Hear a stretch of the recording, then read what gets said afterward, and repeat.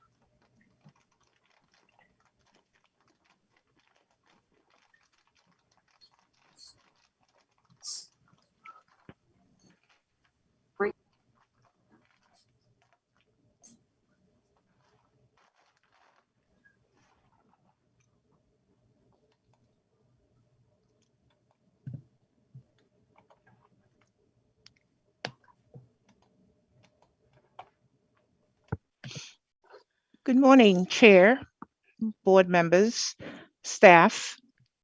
A few housekeeping rules before we begin. In order to minimize background interference and as a courtesy to your colleagues, please silence all cell phones and other electronic devices and mute all microphones and speakers on your electronic devices unless you're speaking.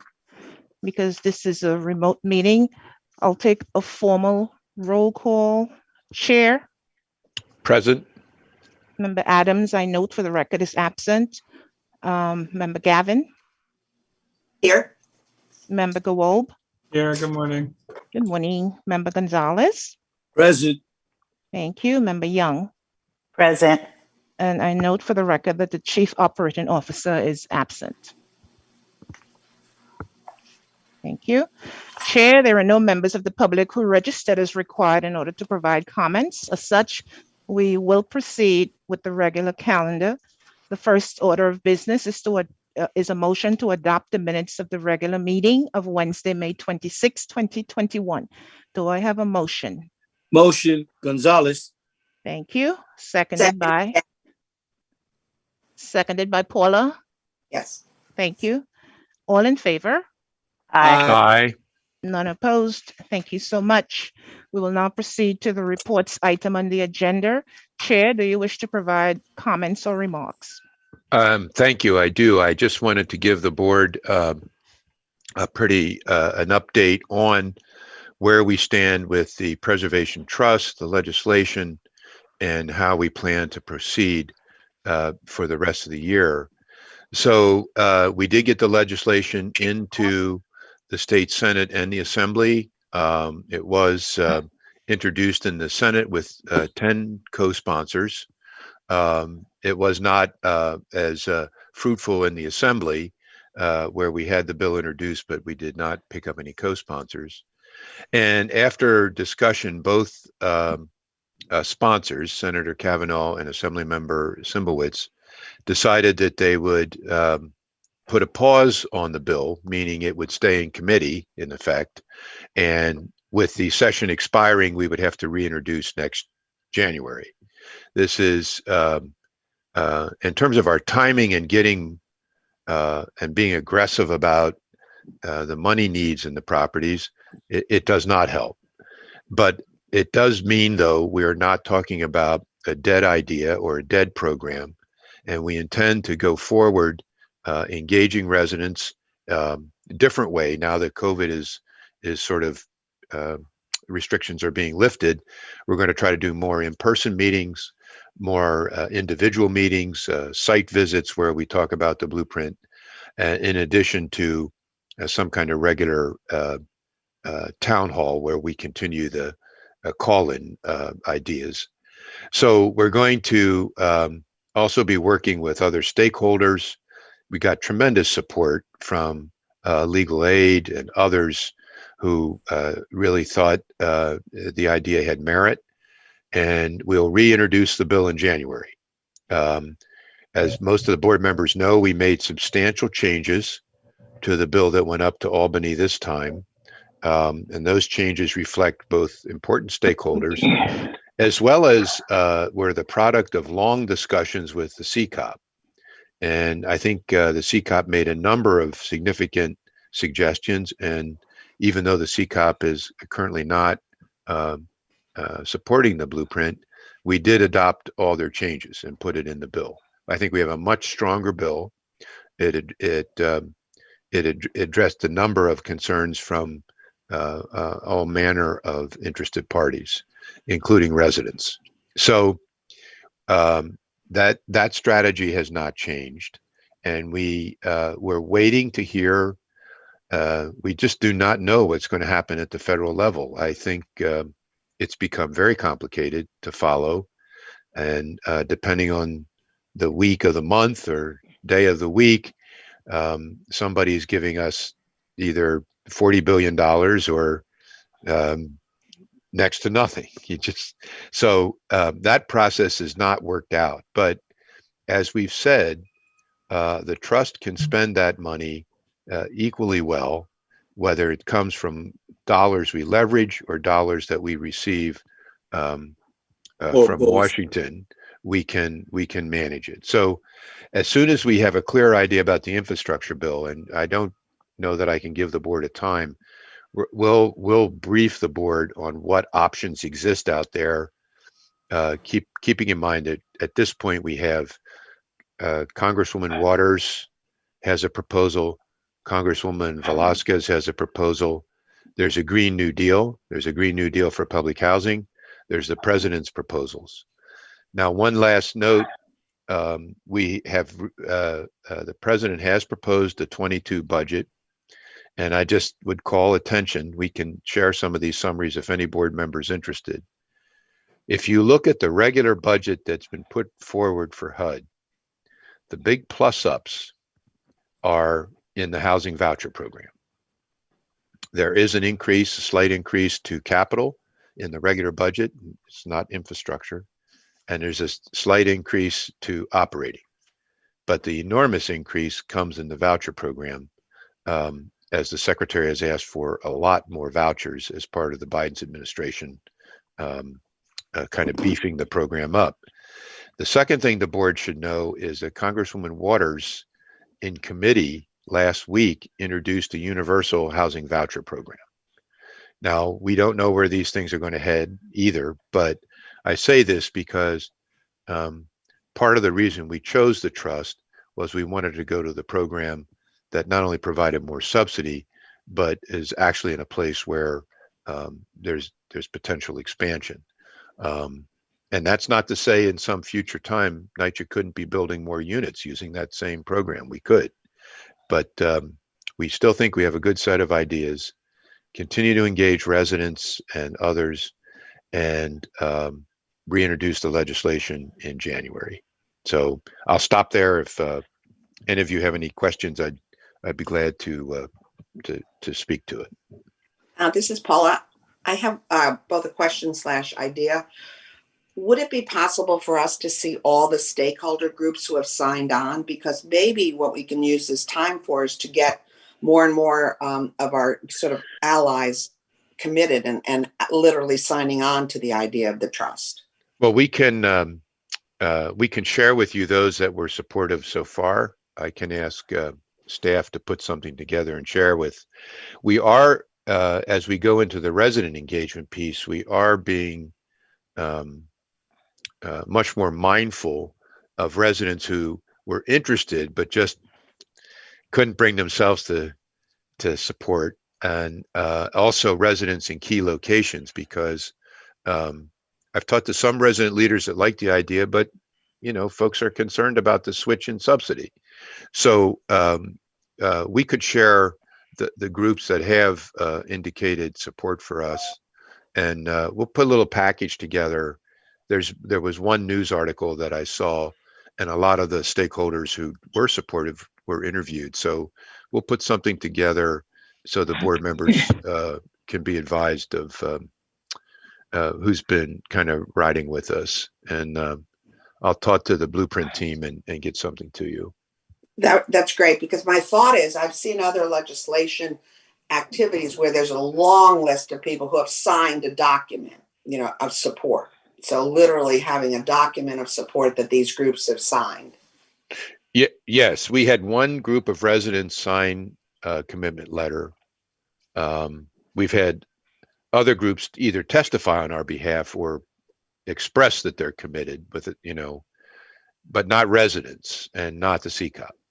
Yeah, and I was more thinking of stakeholder groups. Yeah, okay. Like Community Service Society. Sure. All of those. Right. They've been very helpful. So having a document, a one pager that these groups literally sign on to. And we have time to think about timing and strategy and contact, because we can't introduce the bill till next January. So yeah. Chairman Russ. Thank you. Yes. Chairman Russ. Yes, sir. Greg, this is Victor. You know that I constantly keep my finger on the pulse with the grassroots people and those that really don't speak up. Just one thing that I think that maybe you might contact your resident engagement people and let them know that the delay of the trust being passed is not that it is that we failed, it's that they need more information in order to move forward. Because the scuttlebutt in the street is, they can't pass it, so we're done. I think that that should be kind of cleared up, so to speak, so that the naysayers understand that no, it's not dead in the water, it's needs more work. And the session, it will come back in the next session. I think if that's cleared up a little bit, you may still get some of the naysayers to come over to this side. Yeah. No, thanks, Victor. We made 25 significant amendments to the bill based on the outreach.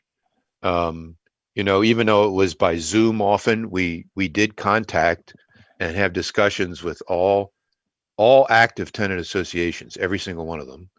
We're not, we're certainly open to other suggestions and I suspect there will be a few before we reintroduce, but we are going to begin to go out. We're kind of taking a little bit of the foot off the gas with engagement for this couple of weeks.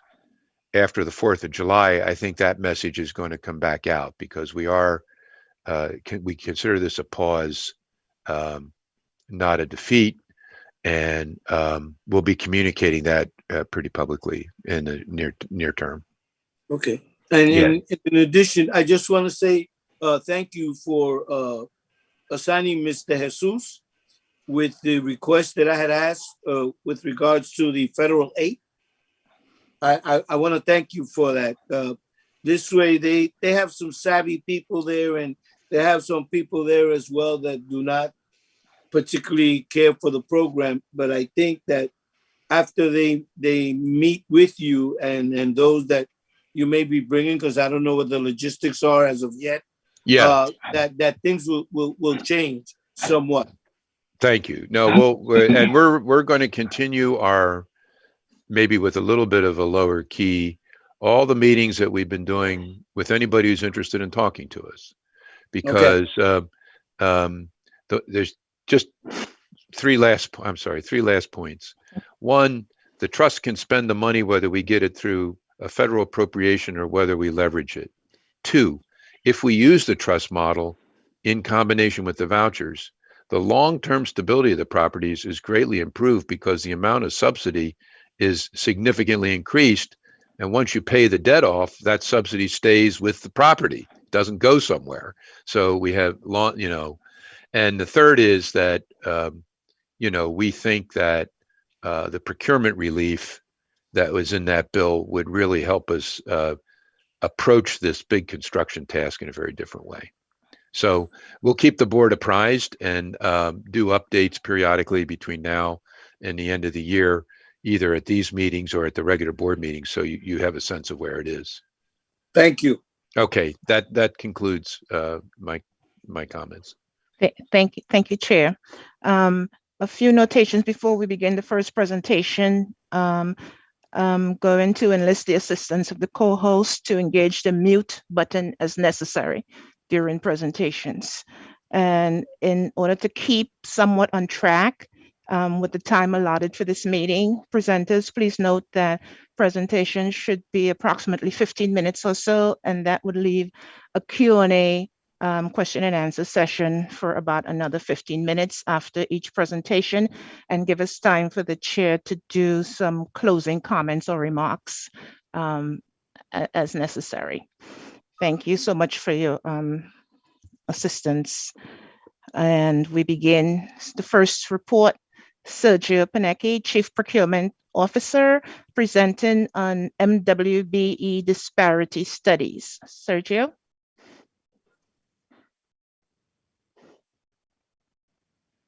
Sergio? I'm sorry, I was muted. I apologize, Madam Secretary. Can you hear me now? Yes. Thank you. Thank you. And again, good morning, board members. I'm Sergio Panecki, NYCHA's Chief Procurement Officer. Today, I have the pleasure of presenting on NYCHA's MWBE program, and more specifically on the adoption of the city's disparity studies to further expand the agency's diversity program. Today, we will cover a general background of what a diversity study is. I will outline the 2 studies we are adopting as an agency. And with the study's adoption, our ability to establish mandatory subcontractor goals. And lastly, we'll cover an outline of the timeline for developing the program and its associated work plan. Now, next slide, please. With a disparity study is an evaluation of the participation by minority and women-owned business enterprises in government contracting as compared to the availability of MWBEs in the marketplace. What that means is where there is a significant statistical disparity between the number of qualified MWBE contractors willing and able to perform a particular service as compared to the number of such contractors actually engaged by the government. And that provides a justification then to employ programs that address that contracting disparity. I will touch on what that means for a NYCHA program in a moment. In the meantime, I would like to outline the 2 disparity studies that we will be adopting in support of NYCHA's MWBE program. New York City conducted 2 disparity studies to determine whether and where disparities existed on the utilization of MWBEs for procurement and development projects in the city. In 2013, the city, via HPD, conducted an analysis of whether there was a disparity in the utilization of MWBE developers for HPD's affordable housing developments. Based upon the study's results, HPD has effectively developed a program to increase the utilization of MWBE developers on HPD affordable housing developments. Also, in 2018, the city conducted a disparity study on the utilization of MWBEs in cities contracting as compared to the relevant market in the region. The results of which have been the basis for the city to increase the utilization of MWBEs in city procurements throughout. Next slide, please.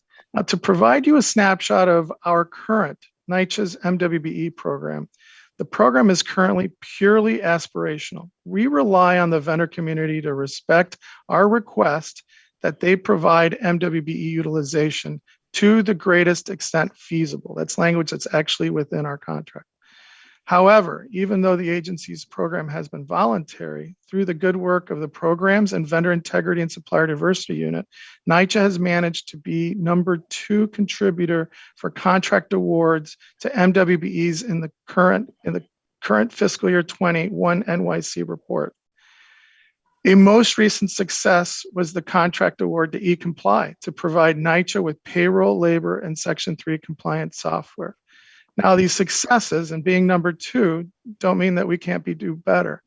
And with the help of the Mayor's Office of MWBE, NYCHA's Law Department, and Procurement's VIS unit, we are taking steps now to move NYCHA program to being a mandatory goals program. I do want the board to know that as we are currently working with New York City Small Business Services to incorporate the city's next disparity study and anticipate the release of NYCHA's participation in that in this coming summer. So next slide, please. So by recommending we adopt a mandatory goals program, what we mean is we recommend that we mirror the city's 30% MWBE utilization for subcontracts, 15% city certified minority contractors, and 15 city certified women-owned contractors. Vendors will be required to submit an MWBE utilization plan as part of their bid or proposal submission to meet these requirements. To these points, if a prime contractor is not an MWBE, they must subcontract 30% of its contracts to MWBEs. Again, 15% to WBEs and 15% to MBEs. If a prime contractor is a minority business enterprise, it must subcontract 15% to a woman business enterprise. If a prime contractor is a woman business enterprise, it must subcontract 15% to a minority business enterprise. If a prime contractor is an M and a WBE, they must choose either an M or a W to count for itself and then subcontract the remainder, that 50%, to the other category. As you recall, we are adopting the HPD study, disparity study for developments. As a result of that study, HPD prescribes 25% utilization. We are recommending the same percentage as HPD for our development deals. These goals will begin being phased into our procurements starting now on July 1st, first with information technology procurements, and then subsequently into construction and other services. As for the timeline and what we envision for maturing the new goals program, next slide, please. We will be developing, and much of the pre-launch has already been effectuated, the development of comprehensive MWBE policy and defining the program's mission, visions, and goals. We will now develop the pilot for our MWBE business unit rollout, starting with IT. Going into year one, we will be rolling out our vendor listing of MWBEs. That will be in partnership with Dun & Bradstreet as a primary vendor to support us in drawing the information to certification information from small business services and from Empire State Development and potentially other providers like SCA and the Port Authority into our integrated system within NYCHA. We will provide support to the vendor community and business units through training and other methods of helping them be successful within the NYCHA environment. And of course, we will be tracking NYCHA performance as we go on. Into year two, we look to develop pre-qualified lists, PQLs, to specifically solicit an MWBE's participation, in particular in categories that we're working with the city and with the federal government for increase of discretionary spend. So we will further focus MWBE spend narrowly within that community of vendors. We will host our first annual MWBE event, and we will continue to support robust services for vendor community and business development unit development. Into year three, we will roll out a mentorship program and also develop an internal and external MWBE CRM to facilitate the communications within MWBEs in the vendor community and internal within NYCHA, as well as the greater NYCHA vendor community, and a performance dashboard. The difference between that performance recording and that what you see in year one is that we expect the performance dashboard to be drilling goals down into at the employee level. So where we are drilling program goals now, so from a high level NYCHA reporting, where we're at currently within MWB, we're going to be reporting KPIs into the program levels, and then eventually by year 3, down into those requirements for those who are actually making sourcing decisions. So we are pushing performance all the way down to basically the tasks and standards level. In order to successfully expand the NYCHA MWBE program, the 5 strategic focus areas that we're looking to measure the maturation of our program is expand the implementation of MWBE initiatives, engage the vendor community, develop and provide resources for MWBE program support, develop a robust internal and external communication strategy, and again, track MWBE program performance throughout the whole organization. Snapshot of our timeline, if you could go to the next slide, please. This is a representation, a high-level representation of our work plan.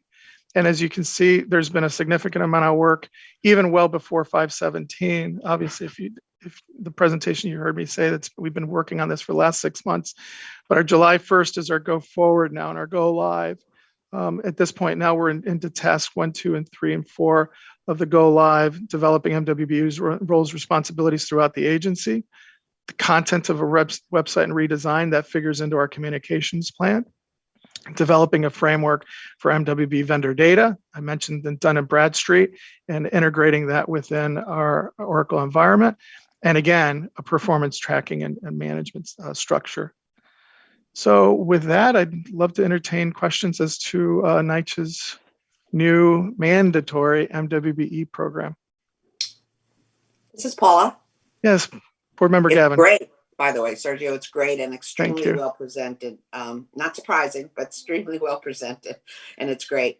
I just wanted to raise the issue of residents.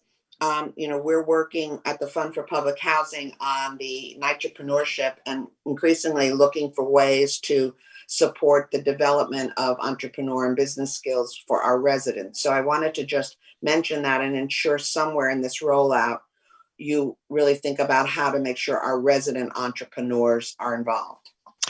To that point, there is a natural integration between MWBE and Section 3. I wanted the focus of the presentation to be on MWBE today, but I'm so glad that you raised the question. But we are working with Reese, and there is a natural dovetail with Section 3 and MWBEs. And I think as we bring up the utilization of Section 3 and Section 3 businesses, resident businesses, that is, to the extent that we then support them in certification for MWBE, that will help them grow their businesses not only within NYCHA, but then within the city, with the state, and the other non-mayorals like small school construction authority, port authority, and the like.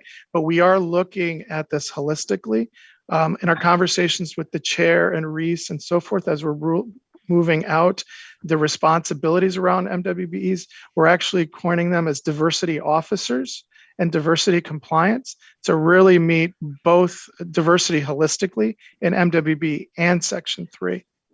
Does that make sense? That is great. I would say that we just were looking at the Section 3 registry and we don't see all the residents. So also helping them to get in the registry is step 1.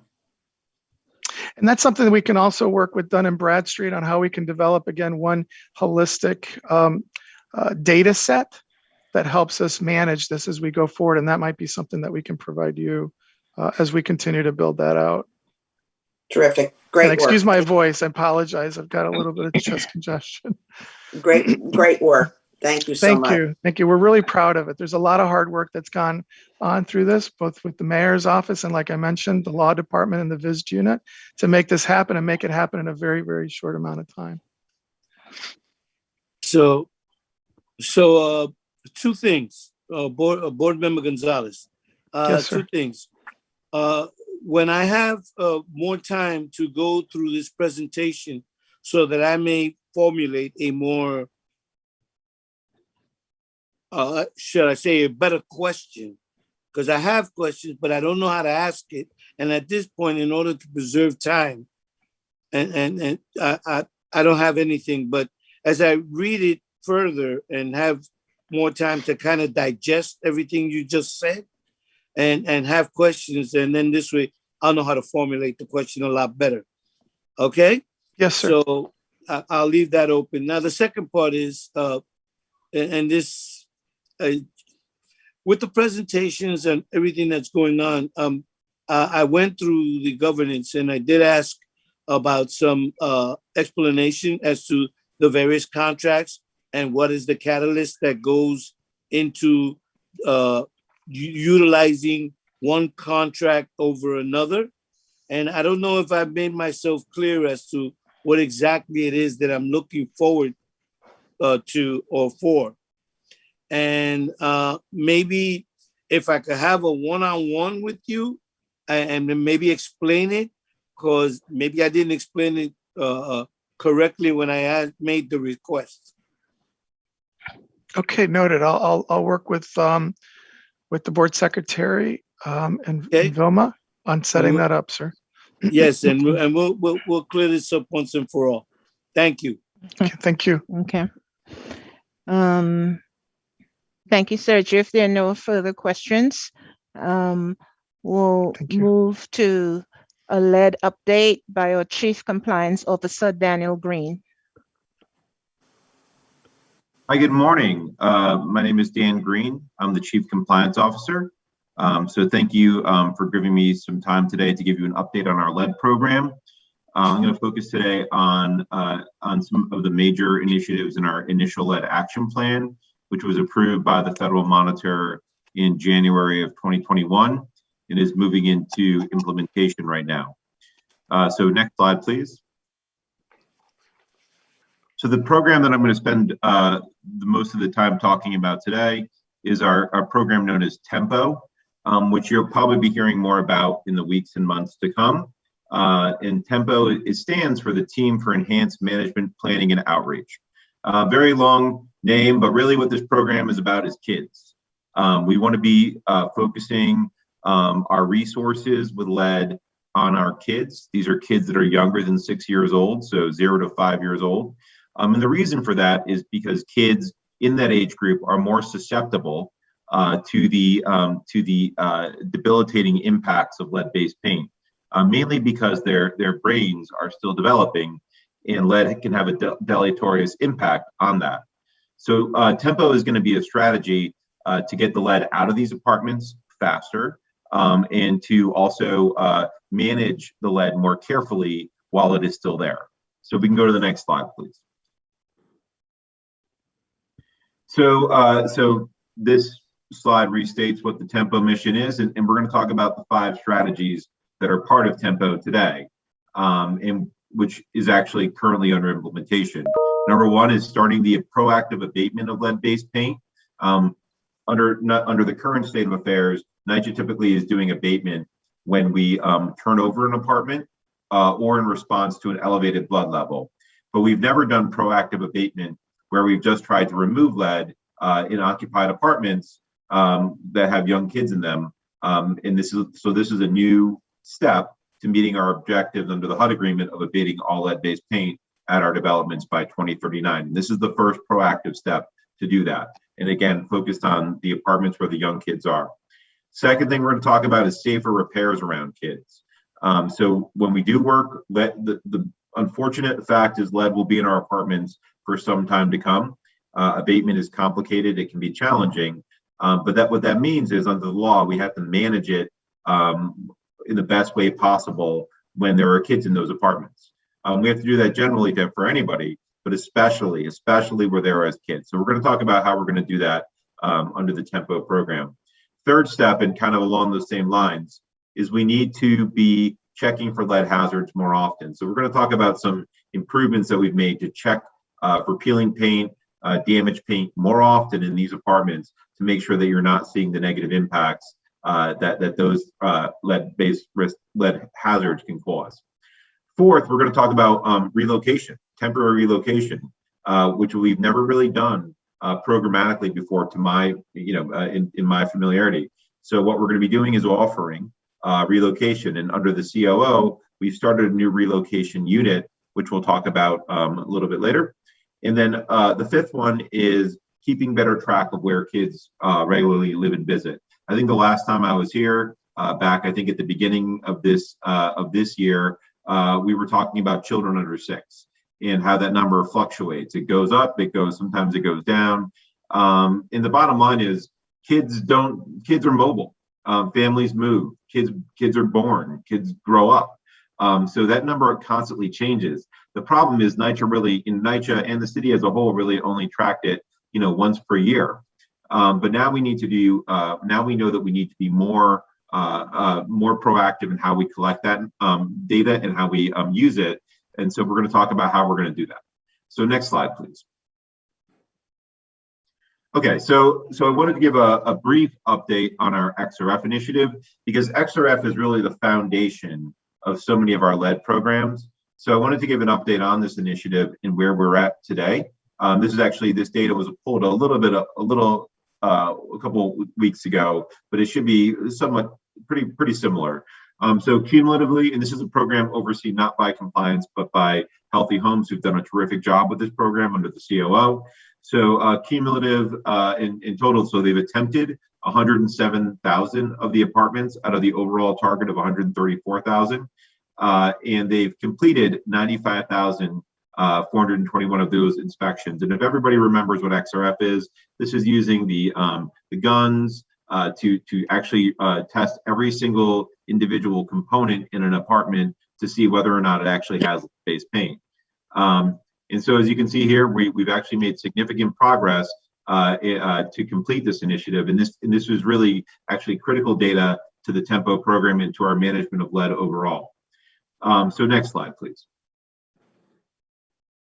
And so this pie chart here shows you the results to date. Now the numbers in this chart are a little bit different than the prior chart, because after we take a test, it has to be reviewed by some technical folks before it gets uploaded into our system for use to maintain quality control. But this shows you the results that we have uploaded into the system to date. And this pie chart shows some interesting data that some folks might not be aware of. So I believe roughly this is about it's about 65, 70,000 apartments. I apologize, I didn't add up those numbers. But so of the results that we received, 66% of the apartments that we've tested have been negative at the current federal and city standard of 1.0 milligrams per square foot. And I'll talk about that standard in just a moment briefly. The next highest number is one component positive under that standard. So we have 10,264 apartments, or 15%, that have only one component that are positive. So that's a really interesting fact, I think, that most people don't know about lead. When we say an apartment has lead-based paint, that doesn't mean every lead surface every painted surface in that apartment has lead-based paint. Lead can only be on one specific component. And when I say component, the component is just part of the building, part of the apartment, a windowsill, a window frame, a baseboard, a wall. So that means that one component in those apartments tests positive at that federal and current city standard. Next highest category is the apartments with 4 or more components. We have 5,298 of those, and those are some of the more complicated apartments, those 5,298. So we'll talk about those as we talk about the Tempo repair program. The next highest category is 2 components, followed by 3 components. But I think you get the message here. With using XRF data, we know more about where lead is exactly in our apartments, and we can now use that information to inform our programs to have better, more protective policies on lead. Now the one thing I do want to note, just in the way of transparency, and this I think will be a subject to a future presentation, the federal standard is 1.0, and that will remain the same. And our obligations are, under the HUD agreement, are based on the federal standard. But 2 years ago, New York City passed a law that will likely be implemented later in the year, that will actually lower the standard for lead-based paint for all buildings in New York City under local law 1, which is a little bit different than the federal law, to 0.5 milligrams per square foot. And that's all outlined in the mayor's lead-free NYC plan. The legislation was passed 2 years ago, but now due to some technical developments, that legislation will now be put into effect later in the year for all of New York City buildings, including NYCHA. So we'll talk in a later presentation about how that's going to affect some of our programs for lead, but we are proactively looking at it. But I think the bottom line with Tempo is now we're going to be able to really manage our CU6 or child under 6 units as a group and effectuate better, more proactive policies such as law changes such as that. So next slide, please. Okay, so I was talking about components and I just wanted to show a map, which I think of a standard unit. This one's a little bit odd shape actually, but just to give you some idea of what I'm talking about when I'm talking about components. And what I've highlighted here is some of the components that come up pretty frequently in our XRF testing that you may not have heard of before. And just to show you where they are. So the two ones in the bathroom that are commonly identified in our XRF testing is the quote unquote tub waste and the lead bend. And it's not called the lead bend because it has lead-based paint. That's just the name of the pipe. So that's just the name of it. But those two components in our bathrooms, when we're testing, those are two common components. So in a lot of the apartments where we have one or two components, it might just be the tub waste and or the lead bend that test positive. Other components that you might not have heard of are the door butts, which are the framing around the doors, corner cases, which are a protective component around a corner, and then things like the chair rails also in the bathroom. So kind of some unique components. Now, this is not to say that we also have apartments where the walls are positive, ceilings can be positive, baseboards can be positive, but I just wanted to show some other lesser known building materials that often test positive in our XRF testing. And these are the kind of components that we're going to have to start learning how to abate. So next slide, please. So let's talk about the 5 Tempo programs. And this program is excited, so we launched it May 15th. We did some outreach to residents throughout April and May, including a meeting with CCOP. We also had briefings.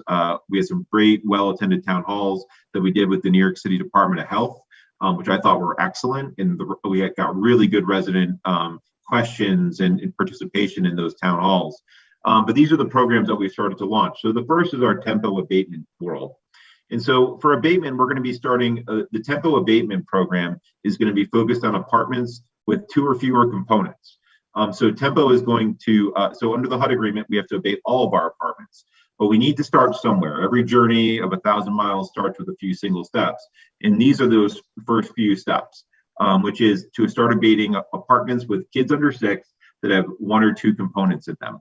And so why are we starting this? Well, as explained in our lead action plan, this tends to be one of the larger number of groups. As I showed you on that prior slide, it's about 10,000 apartments, just above 10,000 apartments that are in that universe. Less of those are CU6, but it tends overall to be a pretty high number. Secondly is capacity building.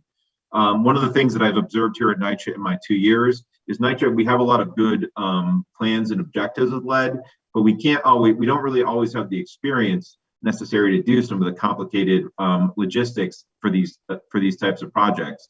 So focusing on 1 or 2 component abatements is going to allow us to develop a skill set in a methodology for abating apartments in general, which will then be applied to some more complicated apartments where there's more lead. So that capacity building is critical. It really is important, especially when you're doing work in occupied apartments that require things like relocation. The third is a faster abatement, as I kind of referenced. 1 or 2 components can be done relatively quickly over a period of probably like 3 to 5 days. These allow us to move a little bit more quickly.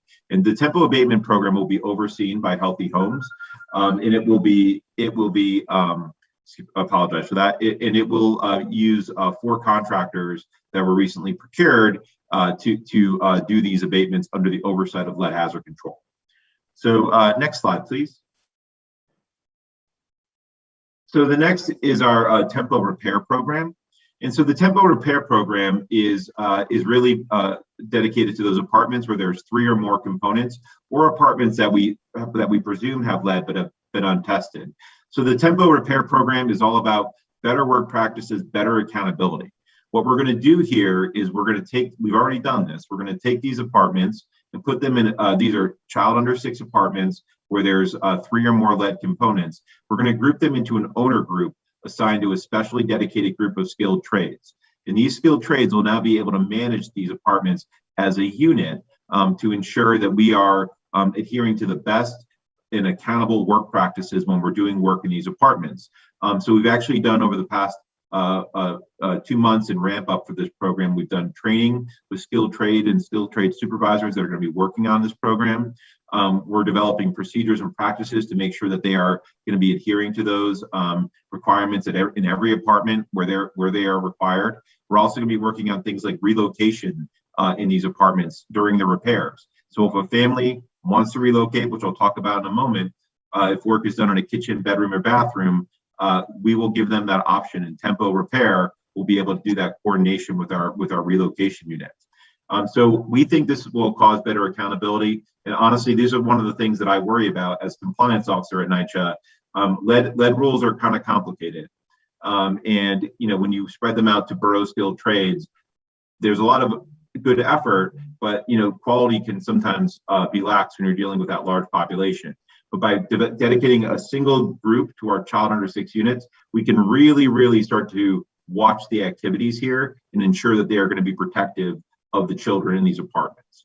And hopefully, over time, maybe not right away, but over time, we also hope that the work in these apartments will be done more quickly, hence the name Tempo. We want to be more responsive, more quick when we're fixing paint and other paint disturbing activities in child under 6 apartments. That is our goal. That is what we should be doing.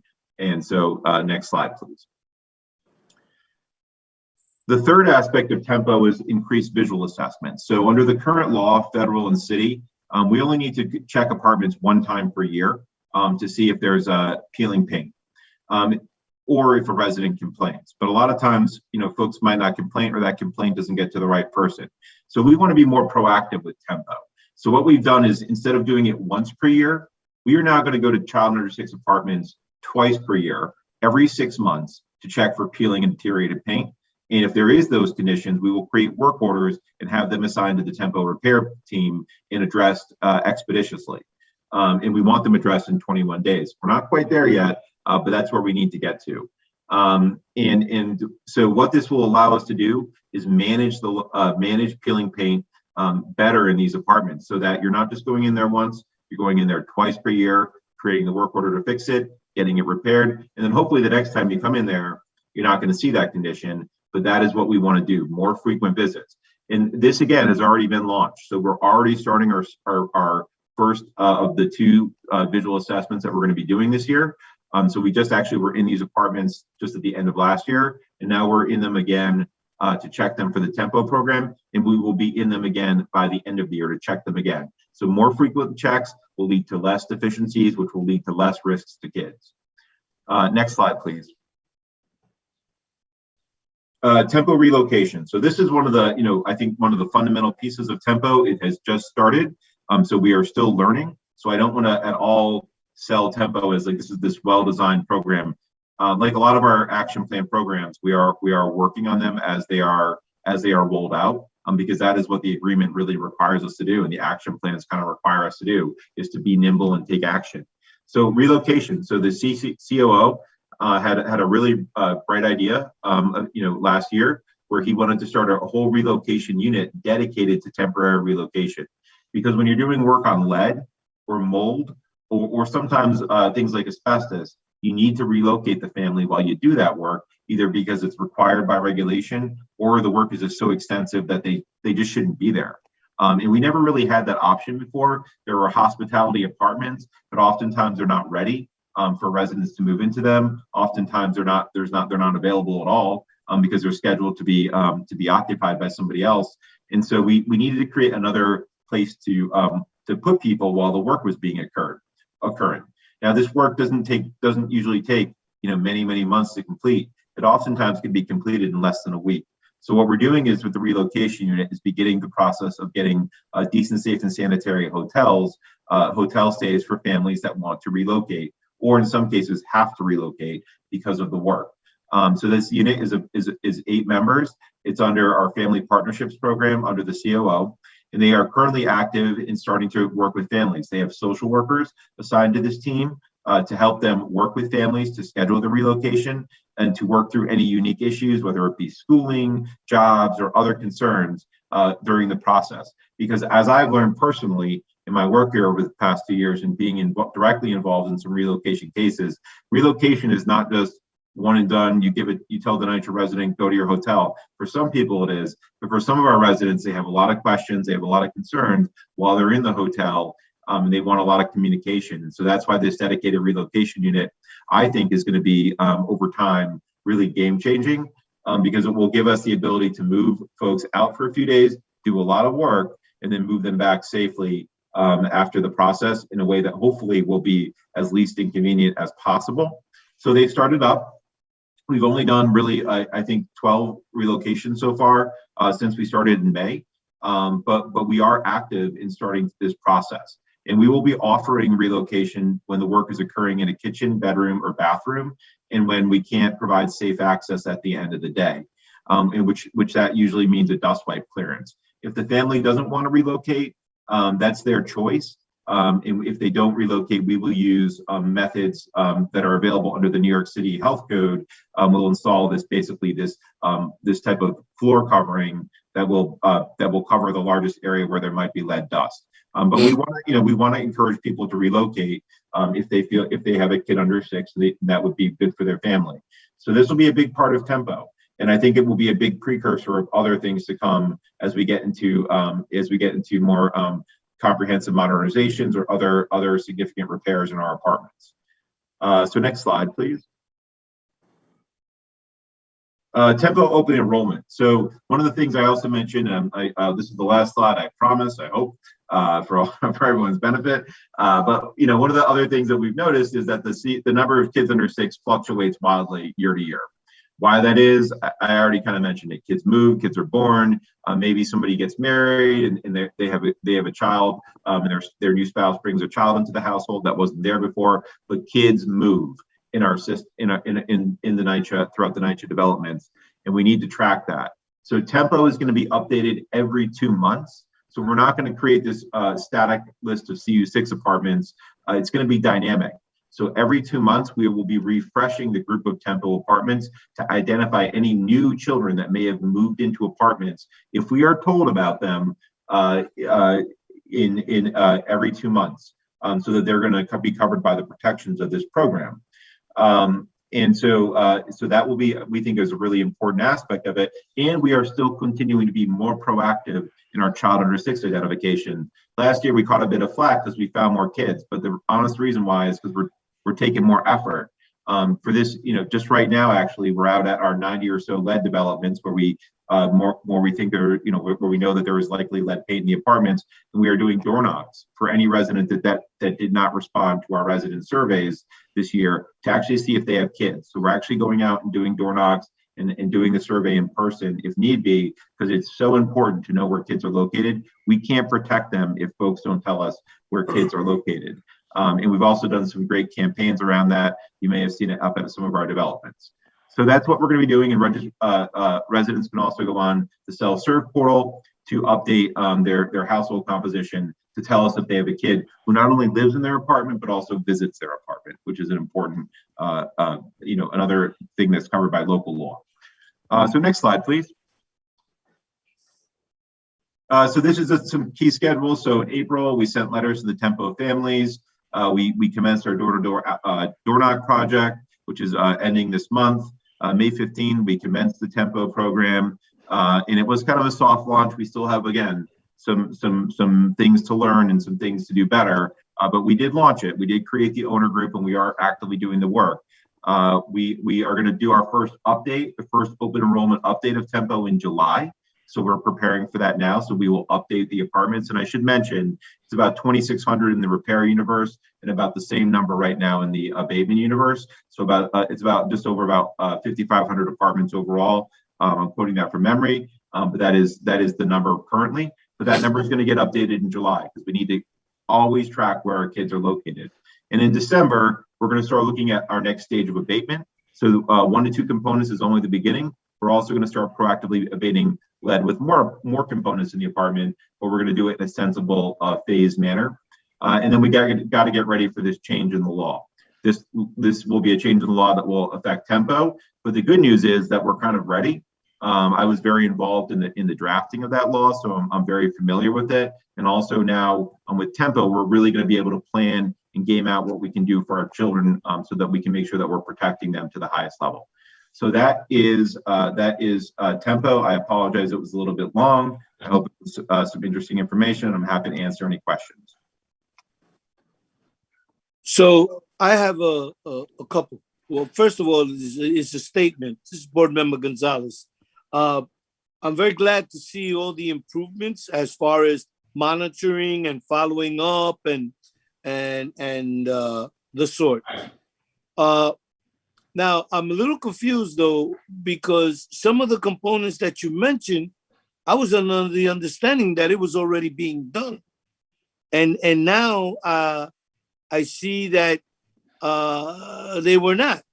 So I love that tempo will encompass all that, but the XRF testing were done in many of the developments, and I'm sure that, and this is prior to tempo I'm talking about, and I'm sure you guys have a record of that you can compare and utilize with tempo. Is that assumption correct? That assumption is correct. The XRF drives everything. So yeah, and so you're correct that XRF started in the apartments, but XRF is, at the end of the day, it's just a test. So that tells us where the lead is, but now we got to figure out what to do with it. So the XRF is like the foundation, but now that we have that data, we can start actually using it to inform our programs. Okay. Now, moving forward, so this is basically for NYCHA developments. So the reason I make that statement first is, what happens to the development that is now on the slate to convert? Does that information, is that shared with the oncoming private companies that are going to be taking over the development? A fantastic question, and yes. So if you look at our action plan, I believe it's action 9 or 10. We've developed a whole policy document called a white paper. We did it with a working group that included HUD and also included real estate. So yes, all that data is going to be provided to them, and those developers are going to be obligated to abate all of the lead in their developments, including Williamsburg, which is upcoming this summer, and Harlem River, two of our higher risk lead developments. So those are going to be actually required to abate. So all the chair signed a memo about 2 years ago that said that the PAC developers are going to have to abate all lead. We've been providing them with data, and we have a white paper, which I think I'll be happy to share. We've shared it with HUD that outlines how we're transferring the data, how they have to use the data, what practices they have to do when they're doing the abatement. So that's part of our action plan. Absolutely excellent. I'm very glad to hear that, because in our conversion, they had no idea. Yeah. So yeah. And they had to come and redo the abatement, and they were very adamant about that. And I used to ask them, so what about the information that was done there before? And they weren't quite clear as to how to answer my question. Well, but they did the abatement anyway, so I just said, okay, I'll leave it alone.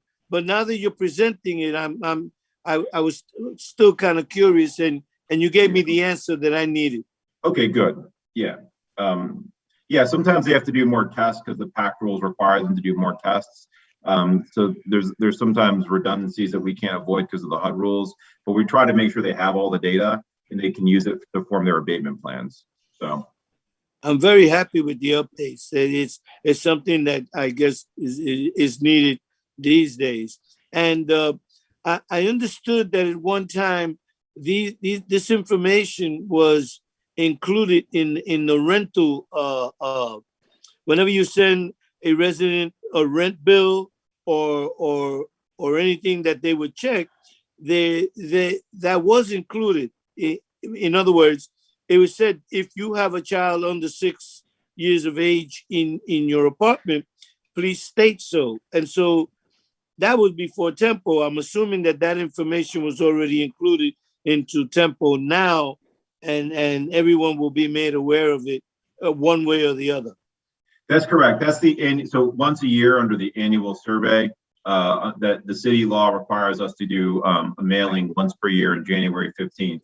But I don't think that's enough. And that's why we started to do the door knocking, which is also, is actually a requirement of the city law as well. But it was something that was never really done at NYCHA. But now we're doing that, which I think is fantastic because we're going to find more kids. Also through the XRF initiative, the COO made sure that the XRF vendors are also asking about kids because people don't always update their information. They don't always see the mailing. So we want to make sure that they're getting that information, and that's part of our outreach campaign. And also making it easier in the NYCHA self-service portal where they can just add a child if a kid moves in or starts visiting the apartment, like a grandma's now watching a kid after school because the mom has to go back to work. That they can tell us that now. Okay, excellent. So Tempo is also is Tempo using something other than XRF testing in order to determine what the lead levels are in an apartment? So there's two main ways you can figure that out. One is XRF testing, but then you also have to do paint chip sampling if you're doing the XRF on a metal surface, because sometimes the XRF gets a false positive if it's tested on a metal surface because it's reading the metal because it's a device looking for the metal. So what we want to do is we do paint chip sampling. Something comes back positive on a metal surface. Proper protocols are to do paint chip sampling of those to see if this actually is lead paint. And then we will have to, as part of the new city law, what we're doing to prepare for that is we will have to have the guns recalibrated because there's brand new standards now that were not available before. So these were not things that we could have done like before. We have to do them now because now there's actually a new HUD approval to go to a new HUD device that you can go to lower standards. So we're going to have to send back to get those recalibrated and do some more testing later in 2022 of the CU6 apartments. Mr. Green, thank you very much for all this. Oh, thank you, sir. I hope it was informative. Absolutely. Yes, Board Member Young. So Dan, after the XRF testing is completed in a residence unit, how soon are they notified of the results of the test? So it should be within 30 days after the test after we receive the results. Sometimes there's a lag though. So somebody might get a test in their apartment. And then what happens after we do the test, it goes back to these quality assurance analysts who make sure that the person doing the test followed all the proper protocols, that they got all the components, that it's all recorded correctly. And sometimes that can create a lag. So sometimes like we might take the test in January, but that it could take several months to actually go and QC the data because we're doing so much testing. So when that data is QC'd, that will then generate a letter to the resident called a notice of evaluation. It should be within 30 days of when we get that final result back. And so, but because of the process that I just described, there can be a lag of when the test occurs and when that resident actually receives that letter, that notice of evaluation. Will every resident receive a notice whether or not the apartment was okay? Every resident who gets tested by law has to receive those results after the test is performed. And then annually, when they do their lease, their renewal, they should be getting that information. Or if they move into a new apartment, they should be getting that information. That's all required by what they call the lead disclosure. Every apartment that's been tested, you should have received a result, even if it's negative. You should receive that result.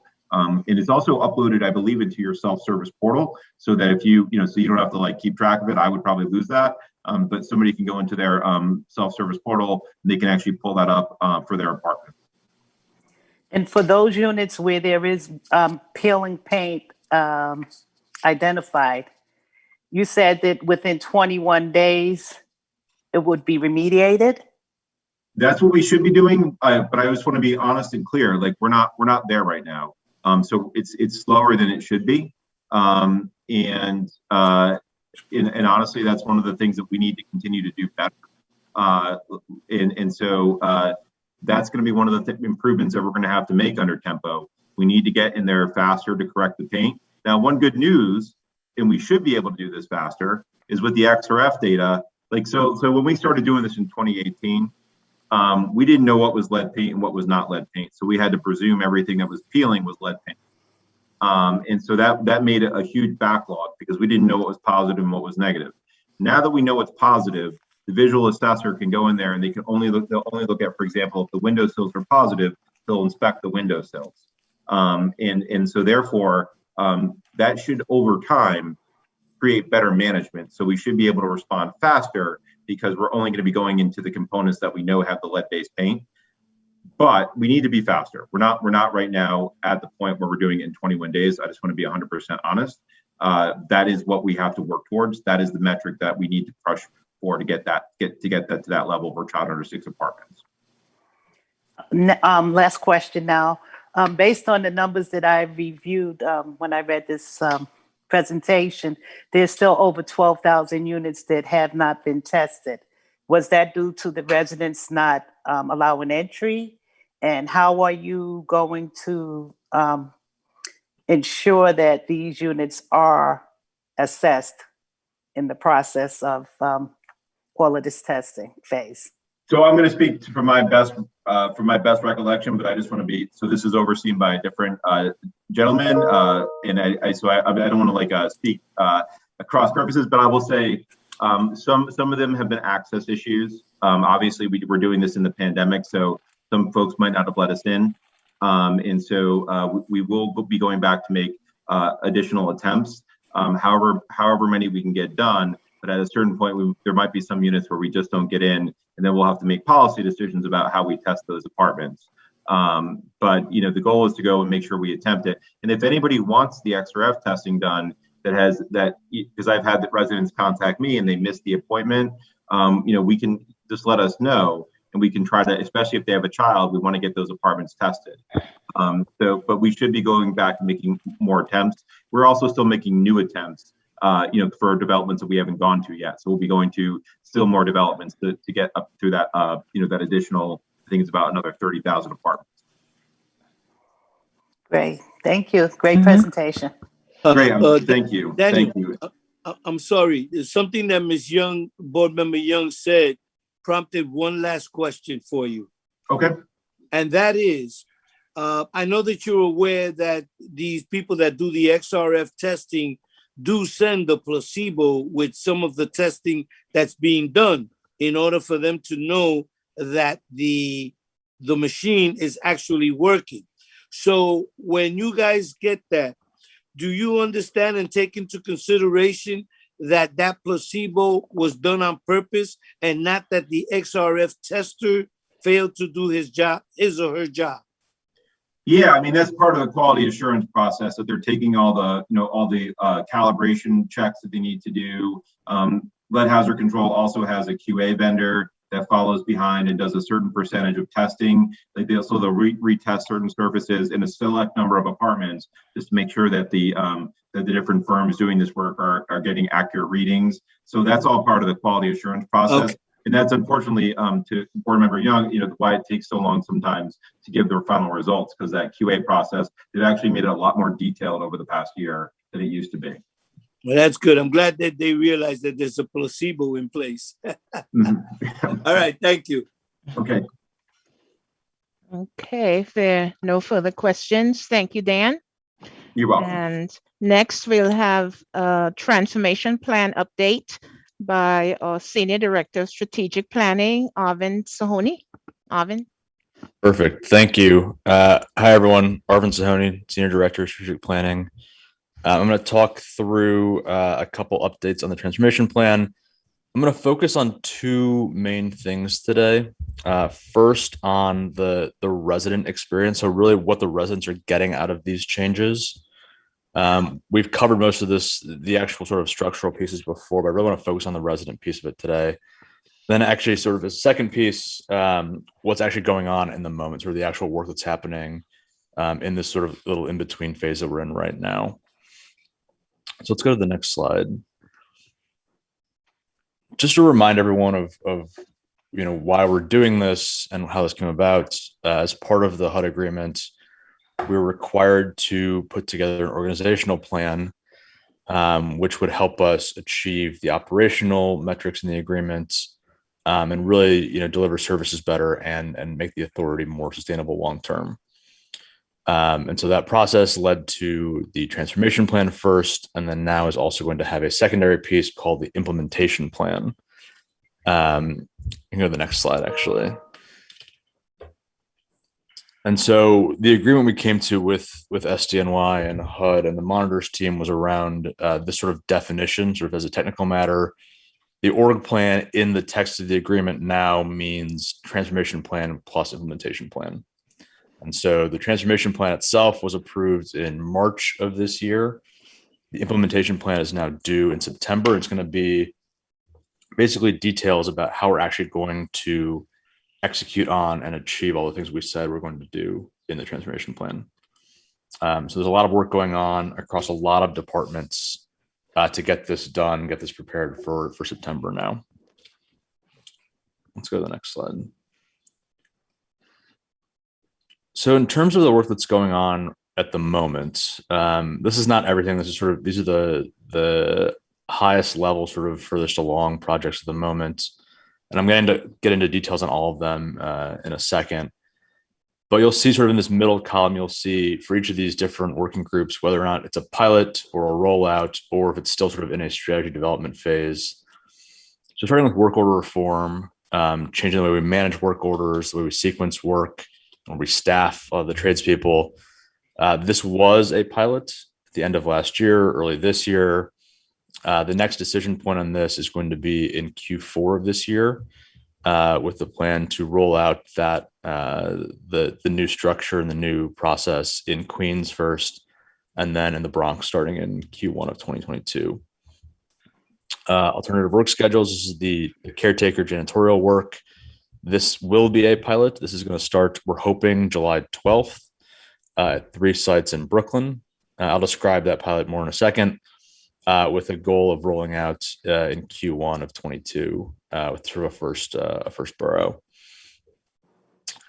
The next 4 are not being piloted, more sort of in a true rollout phase. The neighborhood model has largely been put into place. We have 4 borough vice presidents, 30 neighborhood administrators with new job descriptions, all sort of working in this model as we speak. The next decision point is we've got a working group now that's going to start up, which I'm very excited about because I'm going to be leading that one up, around how do we actually make this work? We have the structure in place. What does it actually mean? What's the escalation path? What do we do with emergency cases? How do we actually want the system to be most effective? And so whenever that work is done, we'll go back sort of with a orientation, as we're calling it, for all property managers, neighborhood admins, and VPs to say, here's how this actually is supposed to work end to end. The other side of that is the borough administration teams. This is about central office and how we restructure that to serve the developments. We've been having working groups in each borough with property staff, asking them questions about what do you need from central office departments to serve you best. Actually, right now there's one going on in Queens. That's where Eva is at the moment, with the goal of having the first rollout at the end of this year. So that'll probably be the first department. We'll have actually members of their staff sitting in borough offices and not at central office anymore. Not full departments, just sort of little portions of departments. Annual recertification, again, is also in a rollout phase. We've been in a full launch for a little while now. We're getting feedback on this, very positive feedback so far from residents, from resident leaders, from housing assistants. And I'll get more into that in a second. Property-based budgeting, this is around giving property managers more control over setting a budget. This is now kind of the phase 1 has been ongoing. There's going to be a phase 2, which will sort of add additional flexibility and also bring in resident leaders to that process too. So that's to come. The last 2 on this list, lease enforcement, asset management, are more in a strategy development phase. So we're still thinking through actual ideas on these. So no decision points yet, but I think we'll probably be in a moment to either pilot or roll out ideas on those 2 fairly soon. Let's go to the next slide here. So I'm going to go through all of these strategies one by one and focus on what the residents are getting out of this. You've heard kind of most of these things before, but I really want to sort of emphasize what the residents are experiencing as part of these changes. And you're going to hear sort of two themes from me consistently. I hope sort of if you remember anything from this, these two themes are the most important, really around speed and quality. How do we do things faster and how do we do things better? It's a very I know it's a very simplistic way of thinking about it, but really most of these things will come down to doing something faster or better. And I think for us at the moment as an agency, there's certainly times when this place can be, I think, too slow or too sloppy for a variety of circumstantial reasons, for a lot of decisions in the last 30 years. We really want to focus on how do we sort of move those two things to deliver a far better resident experience going forward. So this first slide shows the new operating model. So this is neighborhood model in the middle, borough admin teams on the right, work order reform on the left, to really show you how these pieces come together to really rethink the way we structure property management and operations. So like I mentioned, each borough having its own vice president who's in charge of the overall borough, 30 neighborhood administrators, and then still a property manager overseeing the site. On the right side, we've got the borough admin teams. This could be a mix of HR, finance, procurement, IT, and maybe others, some portions of those departments sitting in a borough office, still reporting up through their functional line to the head of those departments, but working with a borough VP to actually deliver services to the properties directly. On the left, work order reform, moving many of these trades from a borough-wide structure to a more local structure.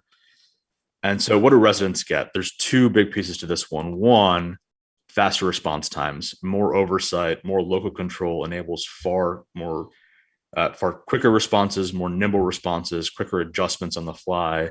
More local decision-making allows for decisions to be made at the site versus waiting for a large chain of approval that goes to 90 Church.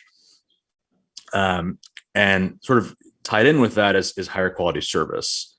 We really think the neighborhood model can deliver customized service to a development. Right now, there's been a lot of one size fits all. The way we've managed has been kind of a sort of citywide approach. These developments are very, very different. Even developments that are near each other can be very, very different. We want the property managers and the neighborhood admins to really spend time understanding those differences and serving them in a way that's much more specific. And we think this will certainly do that. Let's go to the next slide. So a little more detail on the neighborhood model. And I think you may have seen this one before, but I just want to emphasize it again. The reason we think this is more effective is just geographically, right? If you look at the left side here, back when we had a separate mixed finance borough, we had a regional asset manager who was covering Chelsea and Rutgers and Manhattan, Stapleton and Staten Island, Canarsie, Bayview and Canarsie, Marlboro. To get to those sites in a day was really difficult. You basically cannot do that in one day. By moving mixed finance into the geographic boroughs, in this example, Rutgers Houses is now part of Manhattan management. You can create that Lower East Side neighborhood that's 15 minutes end-to-end walking.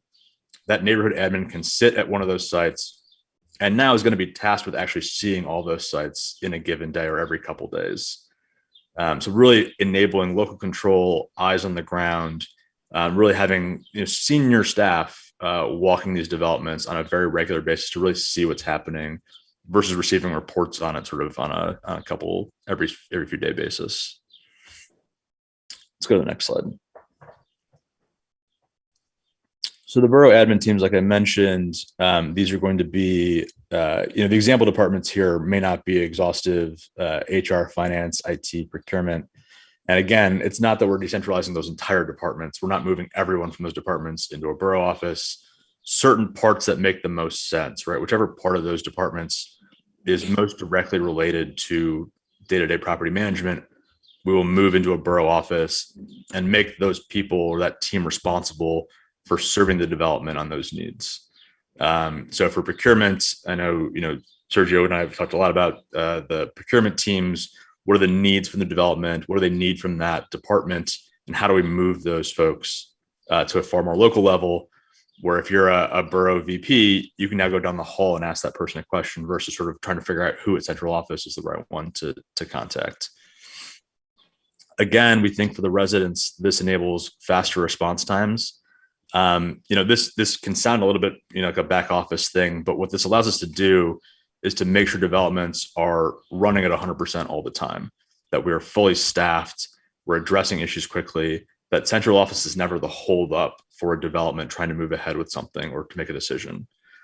And again, higher quality service, we think a fully staffed, fully capable property staff can produce better service around cleanliness, management office, all those pieces. I think this really sort of enables those things to happen on a day-to-day basis.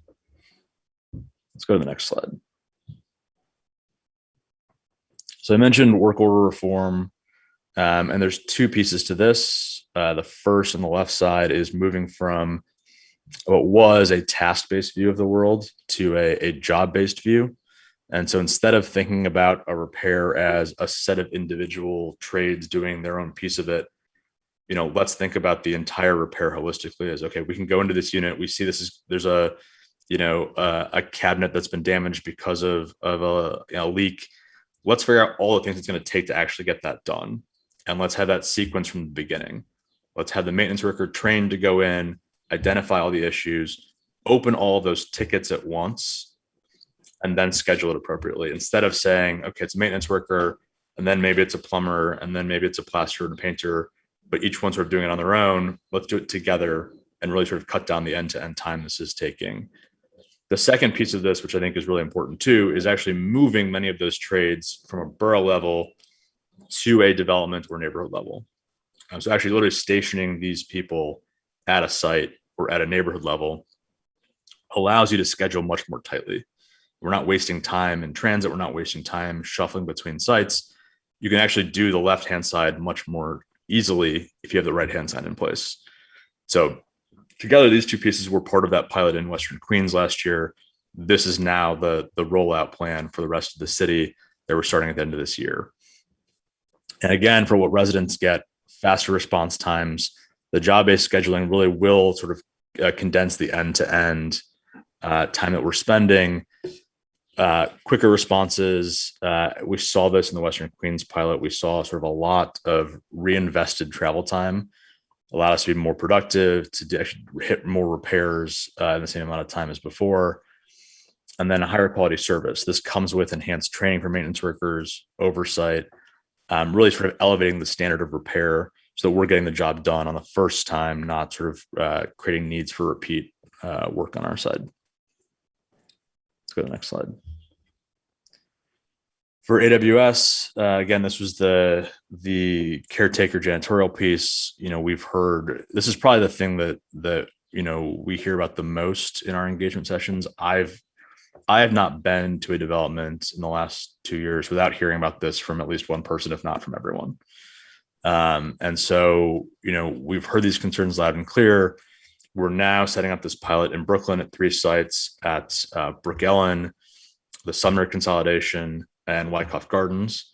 And between those 3, we're testing a pretty wide range of building types, development types.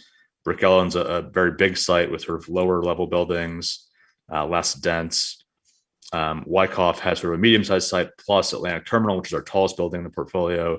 Sumner, more traditional, larger sites with also, again, sort of a rehab development nearby and a tall building nearby, with the goal of really testing out.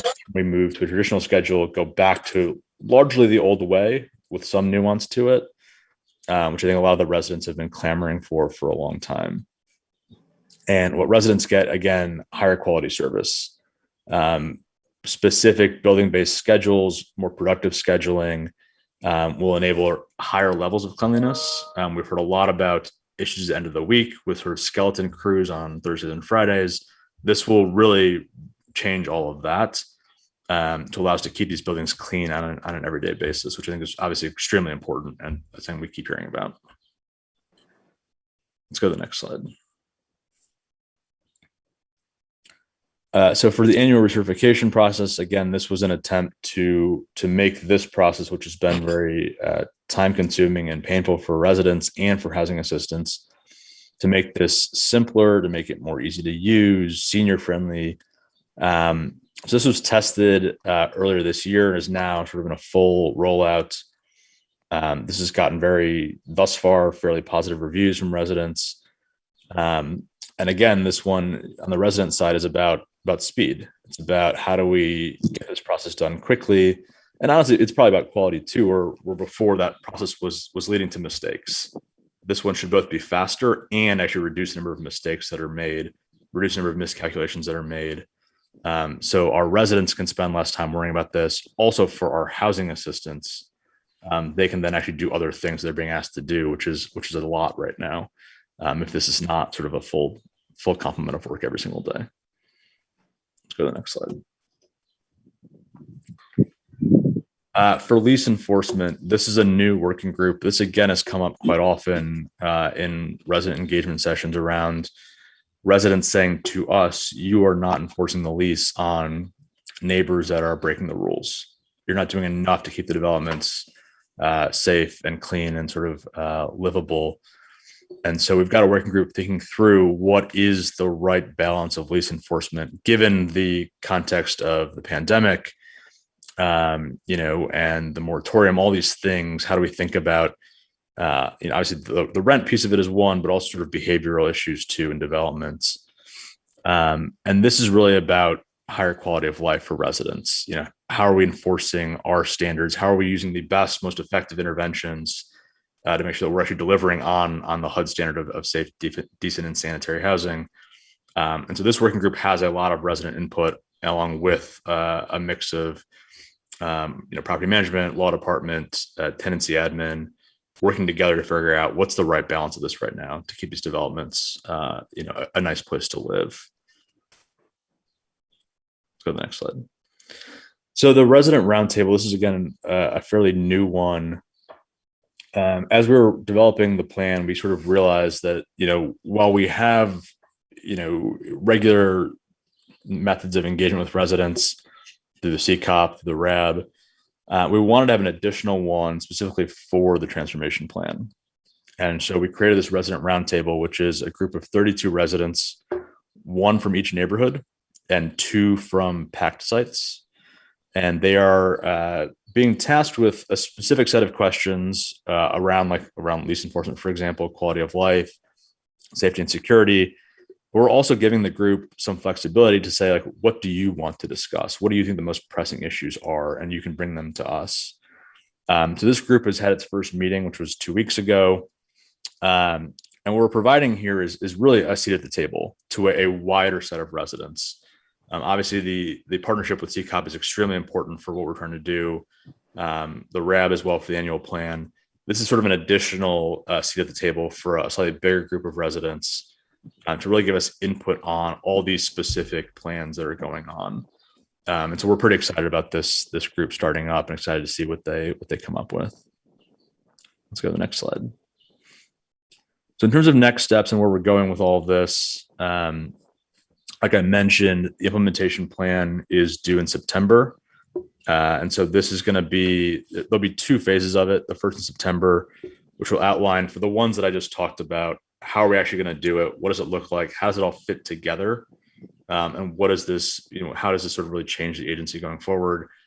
A second phase in June of next year will be kind of a follow-up on a few things that are right now that have not started yet, and sort of a second look at the things that have already been underway. And so between now and September, there's a lot of work going on with these working groups. All of them are really sort of interesting cross-departmental, cross-functional groups with residents on them as well.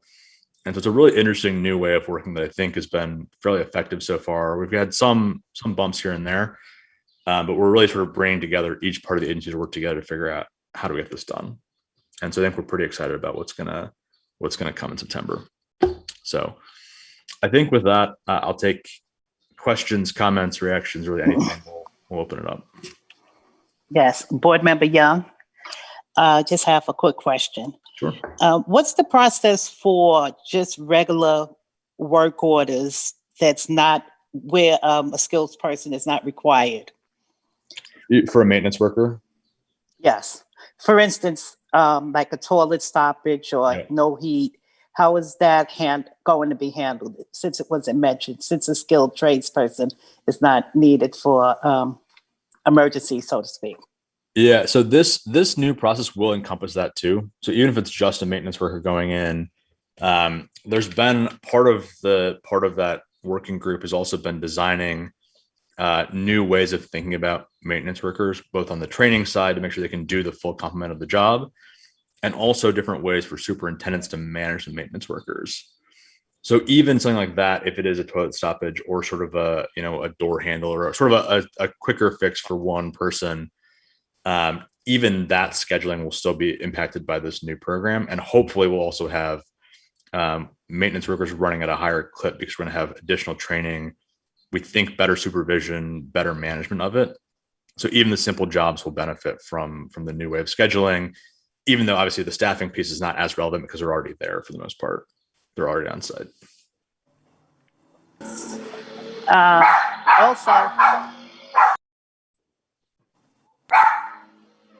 Also, in regards to the annual research, the portal, I went on and I did my recertification, and it was much easier to navigate, and looks pretty good. I appreciate that. Thank you. Glad to hear that. Thank you. Arjun, this is Paula.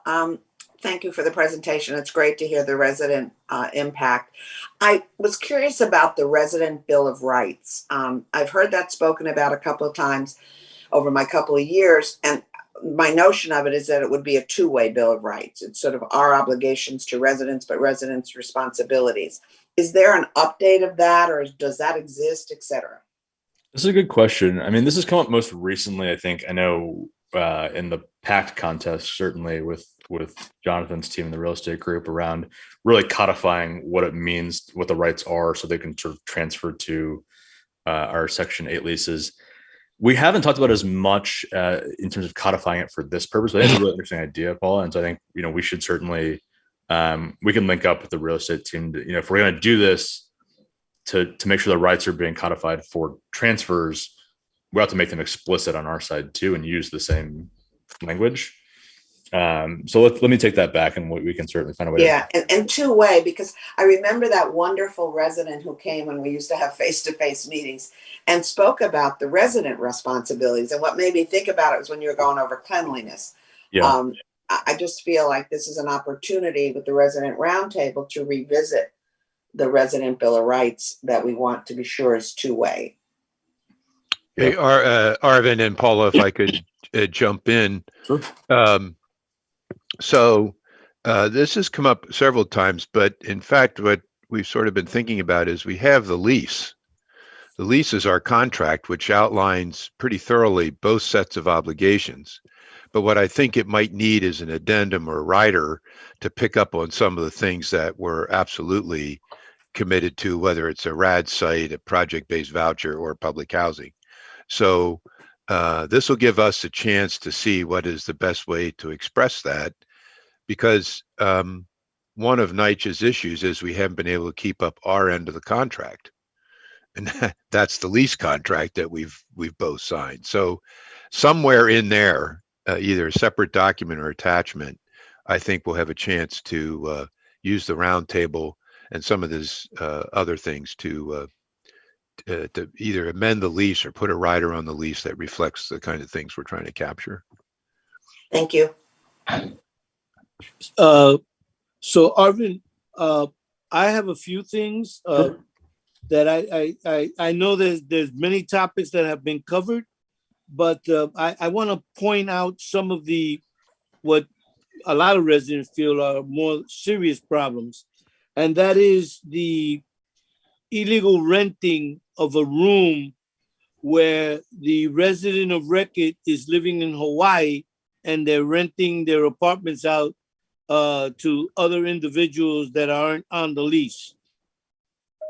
Is there any oversight that's going to be done on that particular issue? That's one. The other issue, the recertification process. Oh, you have made it so much better, and many people are happy with it. The problem that still exists, and I've gotten this complaint from many of the residents, is when they have a problem with the recertification and go into the management office, they are told some nonsensical reasons why they can't help them. I'll give you an example. Resident came into the management office requiring help for their recertification and was told that they couldn't help them because they were fined by HUD because it seemed that it was the management office that was filling out the paperwork and not the resident. That's just one example. Yep. And last but not least, you have the, which is, I'm very interested in the alternative work schedule. Now, it is apparent that it's going to be deployed on July 2021, and then the first quarter of 2022, it'll be in full rollout. Problem with that is that I don't think that the issues that were affecting this program have been resolved yet. So could you walk me through those three things? Sure, absolutely. So I'll take those in order. I think first in the illegal sort of subletting, illegal leasing piece.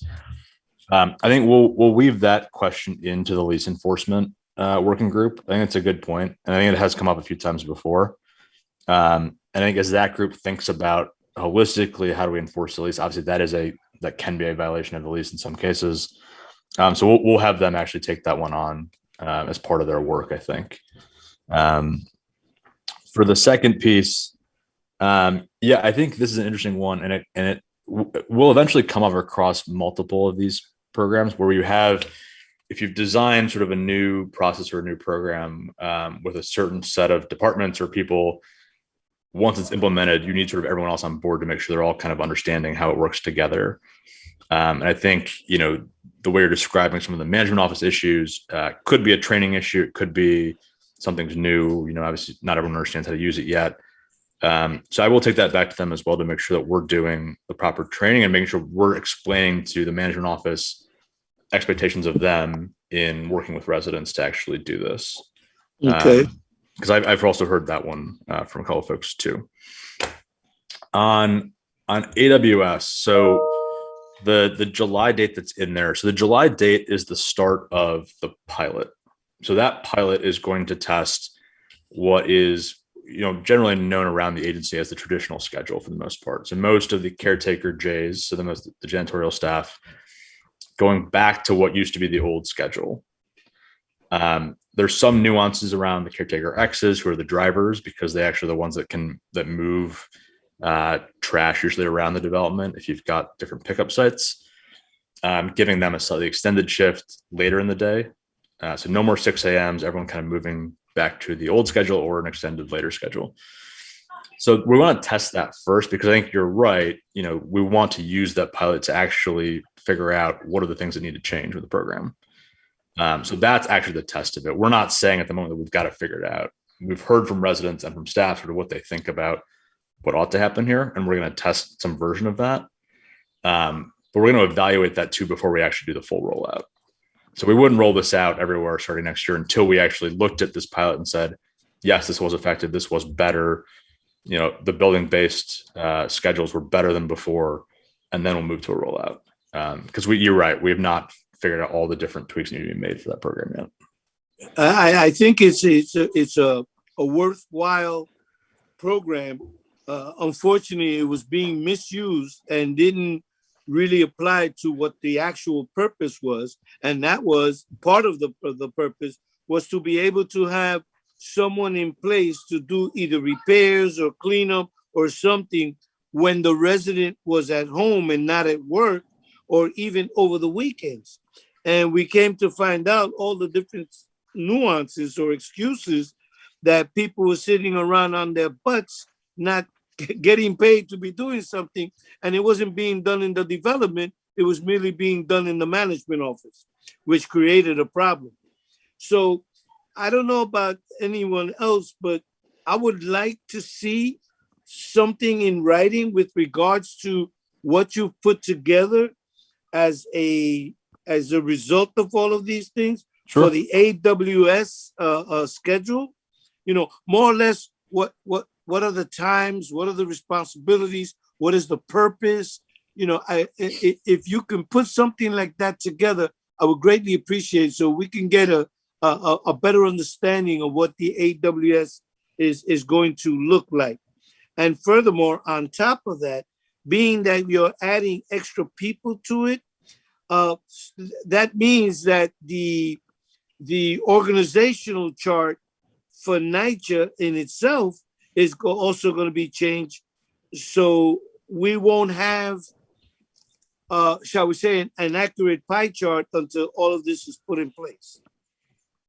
Yeah, I think that's a fair point. So this, you know, the pilot itself is not changing well, at one side it may change the caretaker numbers, but over time we're going to use this to test out what the actual need for additional caretakers might be. So I think you're right, that would certainly change the org chart piece of it. On the first one, Ms. Gonzalez, we actually just had to do this for the union because we had to give them a side letter to say, here's our explicit proposal. So we can certainly share that and say, here's exactly what we're trying to do with this. Right. And it'll lay out exactly sort of every piece of it. We're happy to share that. Okay. All right. There were a lot of issues, but that's basically, in the interest of saving NYCHA some money and the sort, if they're going to be working weekends, it's not just to be in the management office and fix the management office. Yep. It's to also address the concerns of the residents within that development. Yes, absolutely. Okay. Absolutely. Okay. I just wanted to make sure. Okay, thank you. And if there are no further questions, that concludes our presentations for this meeting. Chair, do you wish to provide any closing comments? Thank you. I just want to thank the presenters today for being available, doing a great job communicating these changes across really varied number of areas, and also to emphasize that the focus in operations is being driven more and more to the property level. And that will ultimately, to Victor's questions earlier, result in different requirements for property management staff, training around everything from customer service to technical training. And ultimately, each property will have a set of indicators of some kind. Some will be related to compliance. Some will be just simply related to service. And we'll be developing sort of a property scorecard or property performance index or whatever you want to call it. And one of the key parts of that will be coming up with ways to make it part of our culture to contact residents after we do work, contact residents after we, say, do a research, and get the feedback from that experience. So all this is coming. It's going to take us a little while to get all the wheels turning on the train, but we are committed to doing it. And I think across this very diverse group of functional areas in the authority, you can get a sense of how we're pushing these things into the communities and how this is going to start moving that organizational structure around in a good way. So thanks to the presenters and thanks to the board members for good questions too. Right, Chair, being that all matters before the board today have been addressed, may I have a motion to adjourn this meeting? Motion, Board Member Young. Yeah, thank you. Seconded by? Gavin. Thank you. All in favor? Aye. Aye. Thank you. None opposed. The record end time 12/13/12/13. Thank you all. The next board meeting is scheduled for Wednesday, June 30th, 2021 at 10 a.m. Everyone stay safe and enjoy the rest of your day. Thank you. Enjoy. Take care, Thank you. everyone. Bye-bye. Thank you very much. Bye.